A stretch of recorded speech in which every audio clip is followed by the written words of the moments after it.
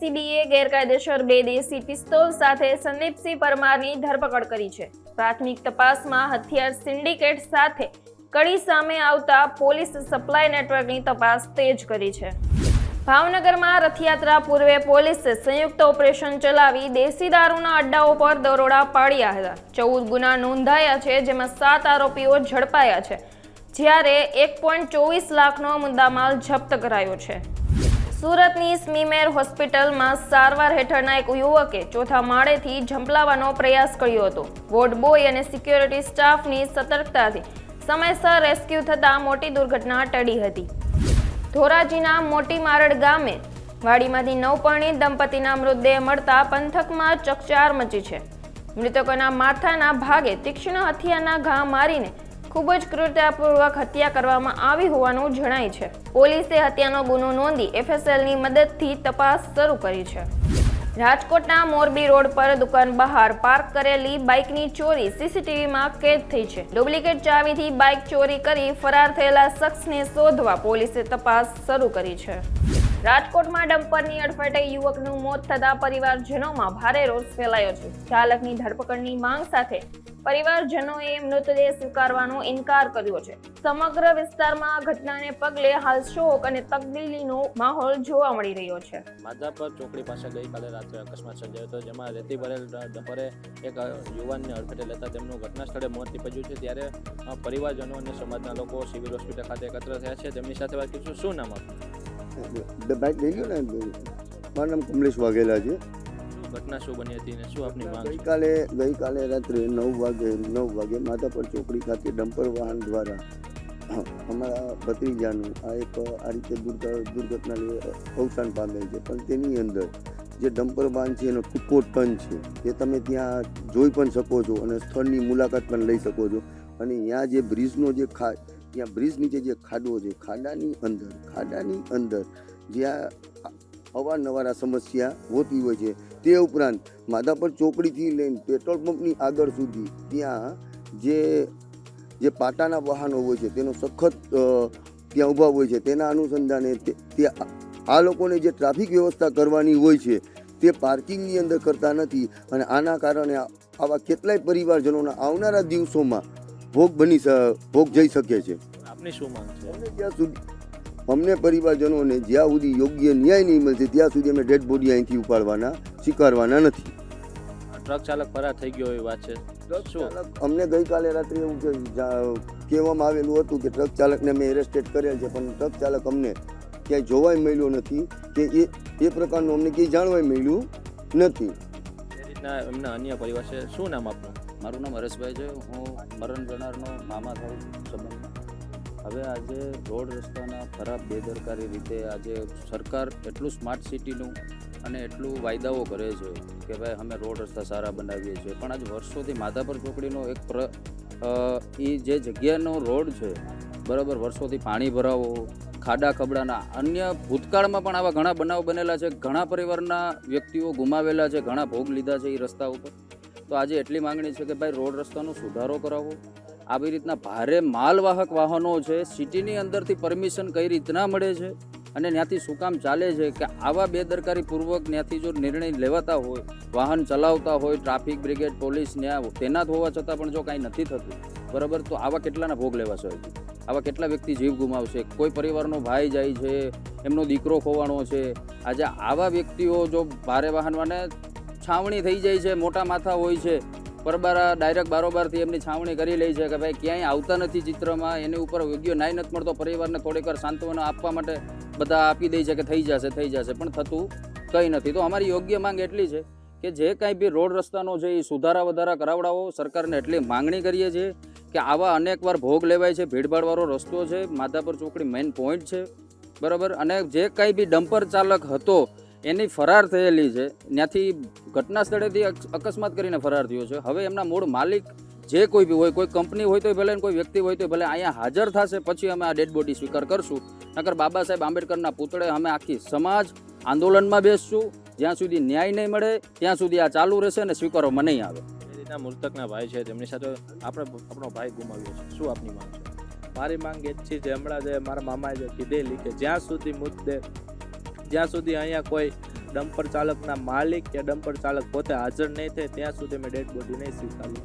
એ રીતના તેમના પરિવારજનો દ્વારા ડેડ બોડી સ્વીકારવાનો ઇનકાર કરવામાં આવ્યો છે. જ્યાં સુધી ટ્રક ડ્રાઈવર અને જે માલિક છે ત્યાં સિવિલ હોસ્પિટલ ખાતે નહીં આવે ત્યાં સુધી ડેડ બોડી સ્વીકારવાનો ઇનકાર કરવામાં આવ્યો છે.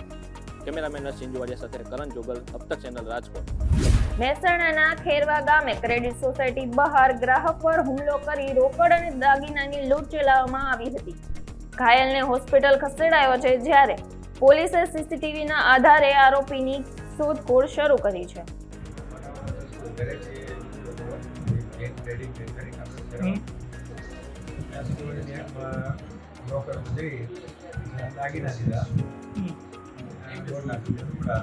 બરાબર.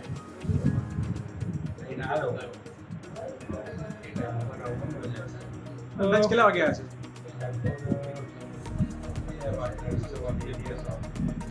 કોણ કોણ આવ્યું હતું? બે છોકરા હતા. બરોબર, એના મોઢે રૂમાલ બાંધ્યો હતો અને બોલતા હતા, છોડ દે મારું આ બેગ છે ને મારા પટ્ટા કાપી નાખ્યા. બે બેગ બધા હાથે પકડી રાખ્યું અને મને કે છોડ દે એટલી બૂમો પાડી અને પછી એને ચપ્પુ મારી અને સીધું એને પાડીને જ બાઈક આમ રાખ્યું હતું. એવું ભાઈ પાછું ઉઠી ગયો ને એને ભાઈ ઉઠી ગયો, પહેલાં ભાઈ મારી દીધું અને સીધો આમ નીકળી ગયો, એની પાછળ ગયો અને દવાખાને જઈ બધું ઊભો થઈ ગયો. ત્યાં હું પાડી તો પાડતો છે ત્યાં ગયો. તમે પોલીસ ફરિયાદ કરી? નીકળી ગયા, મારા આંખમાં મરચું નાખ્યું ને હું કરી કે આંખો બંધ કરીને ત્યાં બાઇક ચલાવ્યું. એટલે આંખમાં મરચું નાખી અને તમારા ભાઈ પાસેથી પડાઈ ગઈ? હા, આંખમાં મરચું નાખ્યું. સુરતના અમરોલીમાં પોલીસના 13 તુચકો અર્પણ કાર્યક્રમમાં 211 મોબાઈલ સહિત 41.79 લાખનો મુદ્દામાલ પરત અપાયો છે. ખોવાયેલો સામાન પરત મળતા નાગરિકોમાં ખુશીનો માહોલ જોવા મળી રહ્યો છે. ગુજરાત રાજ્યના માનનીય નાયબ મુખ્યમંત્રી શ્રી હર્ષ સંઘવી સાહેબના પ્રજાભિમુખ વહીવટની દિશામાં થયેલ પ્રયાસોના ભાગરૂપે સુરત શહેરમાં 13 તુચકો અર્પણ કાર્યક્રમની શરૂઆત થયેલી, જે અવિરત લોકોની સુખાકારી અને સુરક્ષા માટેની દિશામાં સુરત શહેર પોલીસની કટિબદ્ધતા દર્શાવે છે. સુરત શહેરના માનનીય પોલીસ કમિશનર શ્રી વાબાંગ સમીર સરના માર્ગદર્શન હેઠળ અને સેક્ટર મહેન્દ્ર બગડિયા સરની હાજરીમાં આજરોજ અમરોલી પોલીસ સ્ટેશન ખાતે 13 તુચકો અર્પણ કાર્યક્રમનું આયોજન થયેલું છે, જેમાં 47 લાખ જેટલી કિંમતના 211 મોબાઈલ તથા અન્ય મુદ્દામાલ લોકોને સોંપવામાં આવેલ છે. લોકોએ પોલીસ પર ભરોસો કરી અને પોતાના પ્રશ્ન, મોબાઈલ જેવી ચીજવસ્તુ ખોવાયા કે ચોરાયા અંગેની રજૂઆત પોલીસ સુધી પહોંચાડી અને તેમની અપેક્ષામાં ખરા ઉતારવા માટે અમારી ટીમો ઝારખંડ, બિહાર, મધ્યપ્રદેશ, ઉત્તર પ્રદેશ સહિતના રાજ્યોમાં પણ એક મોબાઈલ શોધવા માટે પણ ગયેલ છે અને તેના જ પરિણામના ભાગરૂપે આજે 211 મોબાઈલ છેલ્લા 6 મહિનામાં રિકવર કરી લોકોને સોંપવાની કામગીરી કરવામાં આવે છે. ગાંધીધામમાં એલસીબીએ ક્રેટા કારમાંથી મોટી માત્રામાં દારૂનો જથ્થો ઝડપી પાડ્યો છે. 12.10 લાખનો મુદ્દામાલ જપ્ત કરી અજાણ્યા આરોપીને શોધવા પોલીસ તપાસ શરૂ કરી છે. ગોંડલમાં પોલીસ કોન્સ્ટેબલના નિવાસ સ્થાને દરોડા દરમિયાન 13 મહિલાઓ જુગાર રમતી ઝડપાઈ છે.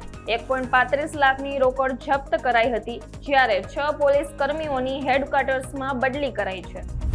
કેશોદના સાગરસોલા ગામે વારંવાર વીજ ફોલ્ટથી ગ્રામજનો પરેશાન બન્યા છે. 15 દિવસમાં સમસ્યા નહીં ઉકેલાય તો ગ્રામજનોએ ધરણાની ચીમકી આપી છે. મોકાભાઈ નાથાભાઈ કારેથા, ગામ સાંગરસોલા.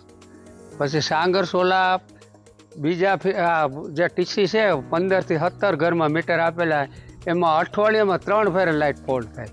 એ લોકોને ગમે તે રજૂઆત કરી તો શું કહે છે કે રિપેરિંગવાળા બહાર ગયા છે, બીડા ઉપર ગયા, 500 નથી. તો આ અમારે તો માણસો કાંઈ તૈયાર ન હોય, કાજીએબીનો અમે પગાર નથી ખાતા કે કોઈ અમારી સવાલ, તો એને ફોન લખવો જોઈએ અથવા અમારી વાત સાંભળવી જોઈએ.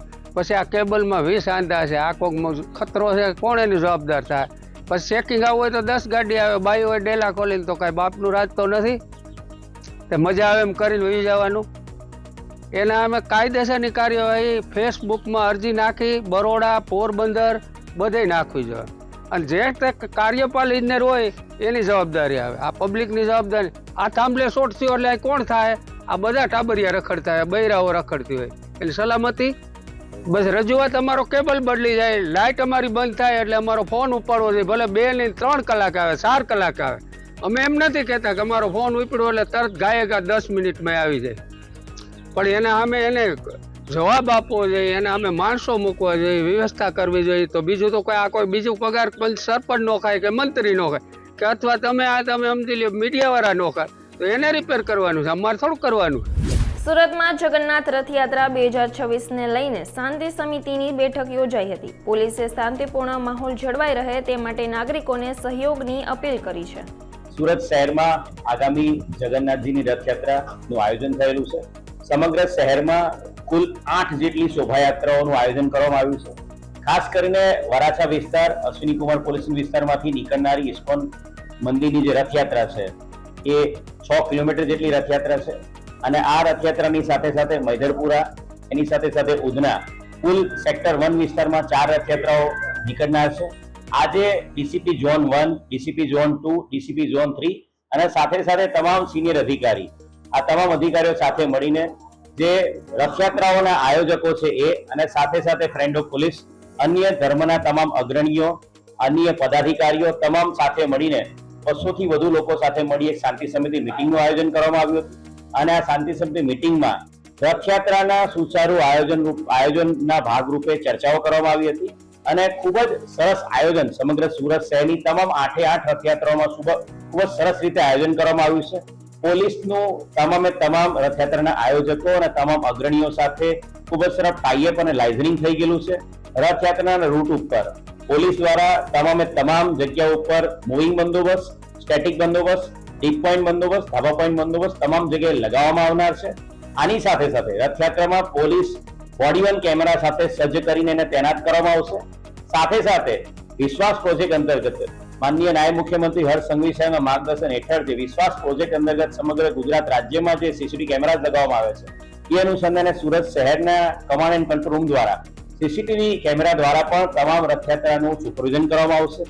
એની સાથે સાથે જે સોશિયલ મીડિયા છે એનું મોનિટરિંગ કરવા માટે પણ સ્પેશિયલ ટીમ સાયબર ક્રાઇમમાં તૈનાત કરવામાં આવી છે અને સુરત શહેરના તમામ પ્રજાજનોને હું મીડિયા મિત્રોના માધ્યમથી અષાઢી બીજની જગન્નાથજીની રથયાત્રાની ખૂબ ખૂબ શુભકામનાઓ પાઠવું છું અને સમગ્ર સુરત શહેરના તમામ પ્રજાજનો પર ભગવાન જગન્નાથ ખૂબ જ આશીર્વાદ વરસાવે અને સુરત શહેર પોલીસની પર પણ આશીર્વાદ રાખે એવી શુભકામના.